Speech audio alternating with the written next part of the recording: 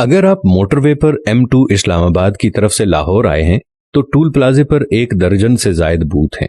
हर booth में एक मोहतात अंदाजे के मुताबिक 1 मिनट में 6 गाड़ियां गुजरती हैं और यही एक बूथ 1 घंटे में 360 गाड़ियों की गुजरगाह है। इसी तरह 12 अदद बूथ से 4320 गाड़ियां 1 घंटे में गुजरती हैं और 24 घंटों में तकरीबन 1,03,680 गाड़ियां गुजरती हैं।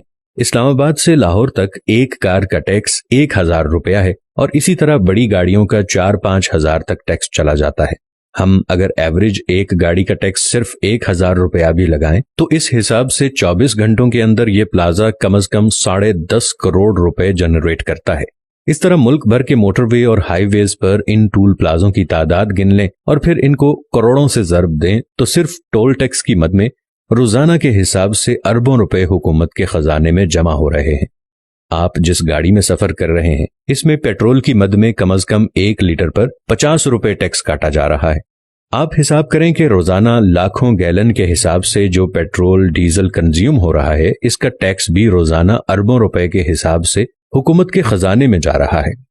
आप जिस गाड़ी में सफर कर रहे हैं उसको जब खरीदा जाता है तो जितनी गाड़ी की कीमत होती है इतना ही इस पर सेल्स टैक्स और कस्टम ड्यूटी भरनी पड़ती है। आप जिस गाड़ी को अपने पास रखते हैं उसकी सालाना एक्साइज ड्यूटी भी अरबों रुपए में जमा होती है।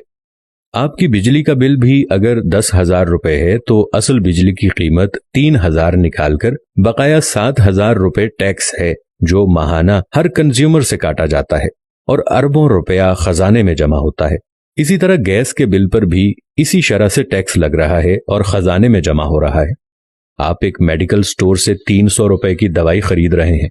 एक मोहतात अंदाजे के मुताबिक इस पर तकरीबन 40 से 50 रुपए तक सेल्स टैक्स है जो कि खजाने में जा रहा है। आप होटल में खाना खा रहे हैं और आपका 5,000 बिल आ गया तो इस पर तकरीबन 500 के करीब आपसे टैक्स काटा जाएगा। आप अपने मकान का नक्शा पास करवा रहे हैं और आप किसी भी डेवलपमेंट इदारे के दफ्तर में जाएं तो लोगों की कतारें लगी हुई होंगी जिनसे 40 से 50 हजार रुपए फी नक्शा फीस जमा की जाएगी। ये भी खजाने में जमा होता है। आप जिस घर में रहते हैं इस घर का सालाना टैक्स आपने खजाने में अलग से जमा कराना होगा।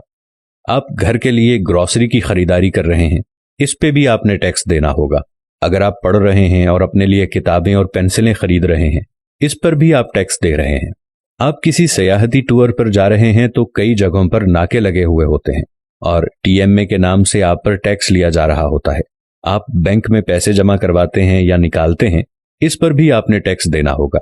हत्ता कि आप मर गए हैं और डेथ सर्टिफिकेट बनवाने के लिए आपके अजीजो अकारिब को टैक्स देकर यह सर्टिफिकेट लेना पड़ेगा।